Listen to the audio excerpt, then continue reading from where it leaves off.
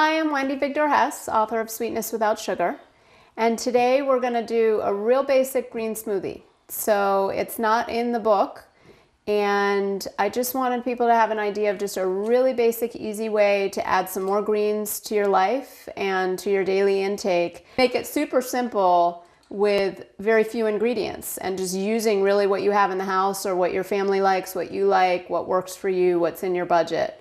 So we're going to work on that today, and we're going to use a Vitamix, which is a blender that I have. You can use any blender that you have. I recommend, if it's something that you enjoy having and you like to cook and you like making a lot of different pâtés or different kinds of even hummus or different kinds of mixtures, salad dressings, different things. So the Vitamix can be used for all those things. It's not just for smoothies. It's a high power blender, so it does do a lot of different things. And you can put a lot of dense ingredients in it and it'll blend it up really easily, so you don't have to cut up things in really small pieces and that kind of thing. So, and any blender will do. So don't make that a reason why you don't incorporate green smoothies into your life. So today we're going to make just a basic strawberry smoothie. And so I have some frozen strawberries. So I don't always have a measuring cup. I'm going to measure them out just for the sake of this video, but you can just kind of guesstimate. But I'm going to use about a cup, and as they're frozen, you know, they don't make it, you know, perfectly at a cup. And again, it's really eyeballing it. Looks like a great amount of strawberries. Just pour them into your blender.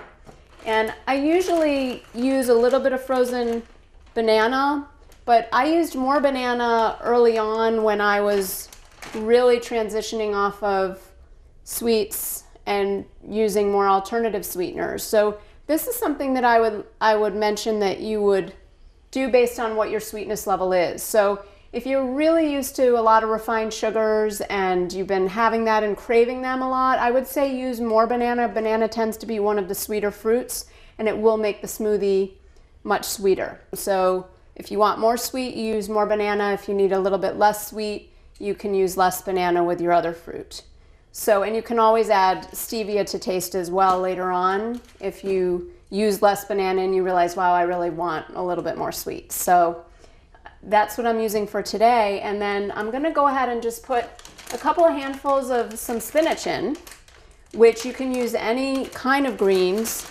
I recommend beginning green smoothies to just use spinach. Is more mild in taste. Some of those baby mixed greens that they sell in containers, high in nutrition, high in minerals, and high in good nutrition for you, and really simple to use. So you can also ask your farmer's market, you know, if you go to your farmer's market, get bags of greens. You can ask people about the opportunity to just get bags of greens. This is a lot of packaging, so you can also purchase it in a lot of different ways. It doesn't have to be this. I'm showing this as a really simple, easy way that a lot of people have begun to purchase things, and Trader Joe's and a lot of the stores sell these at more reasonable prices and varying prices. So if that works better for you and your convenience and how you shop, then feel free to do that. You put a couple of handfuls in.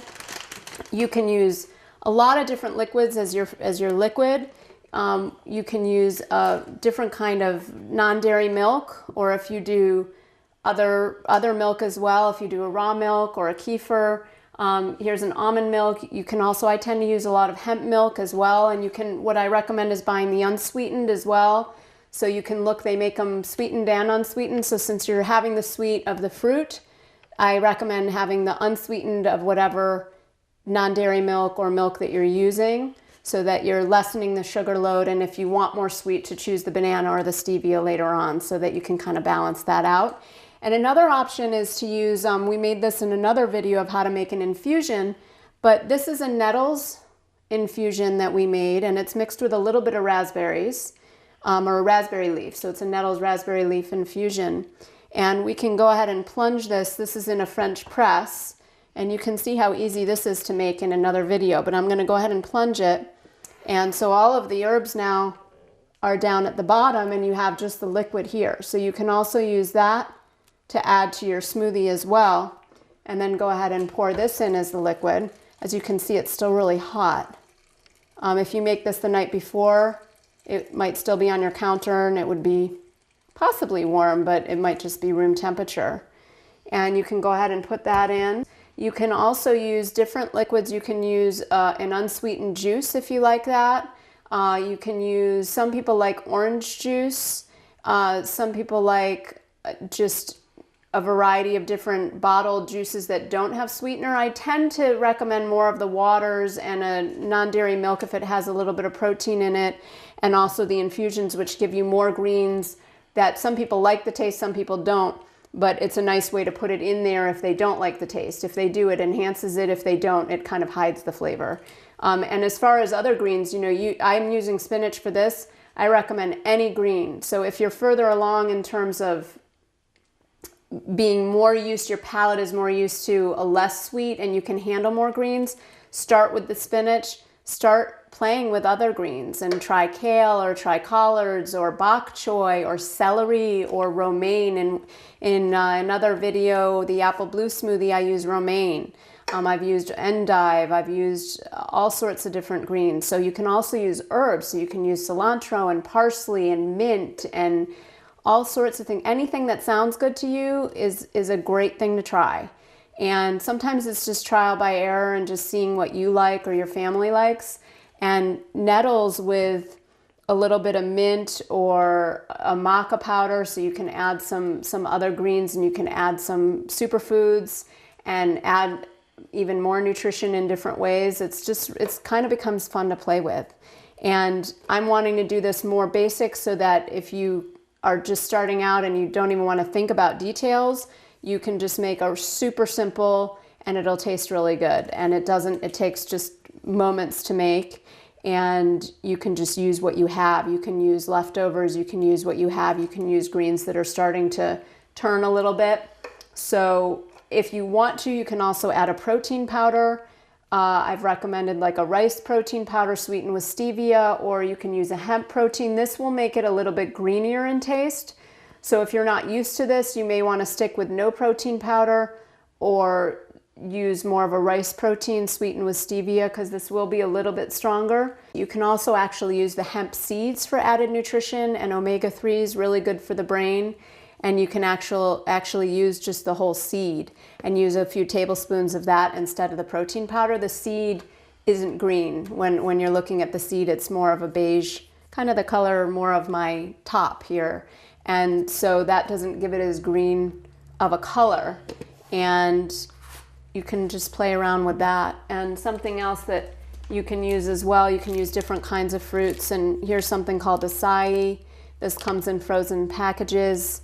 You can buy, there are sweetened versions. This is an unsweetened version. This is considered a superfood as well.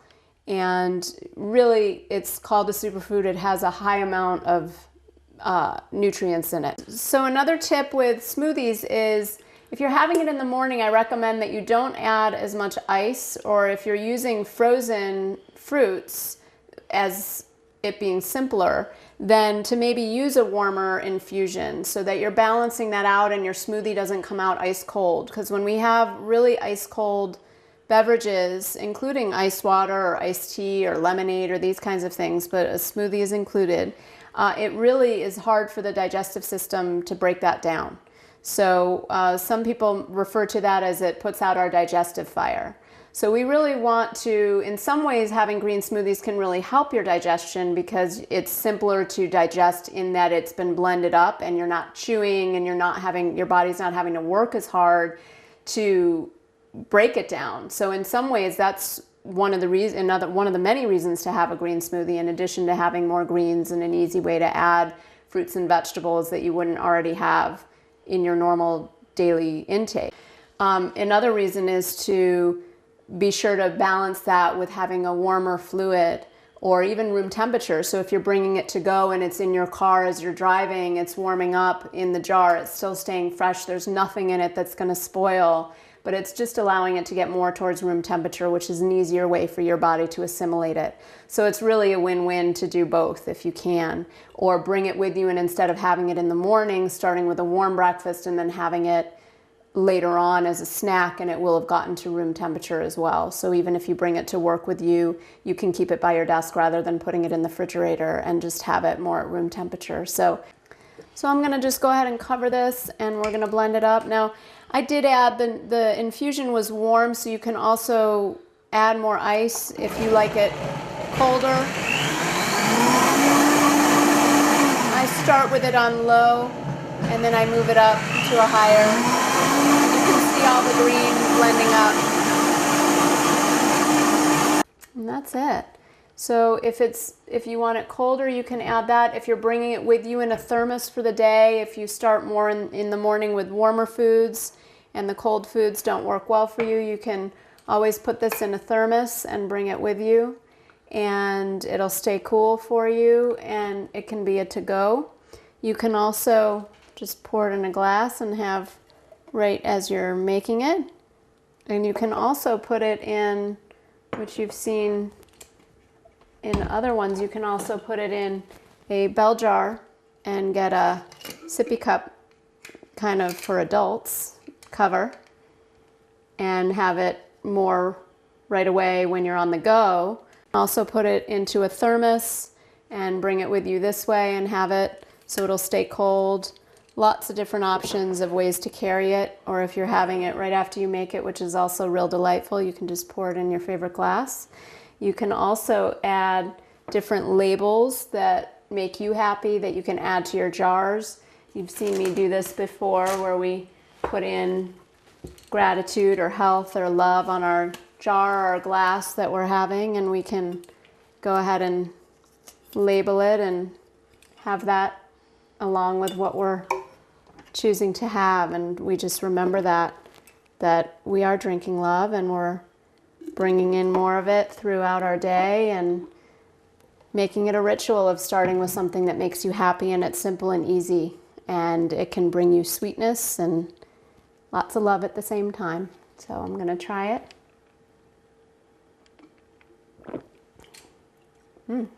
Good combination. Enjoy.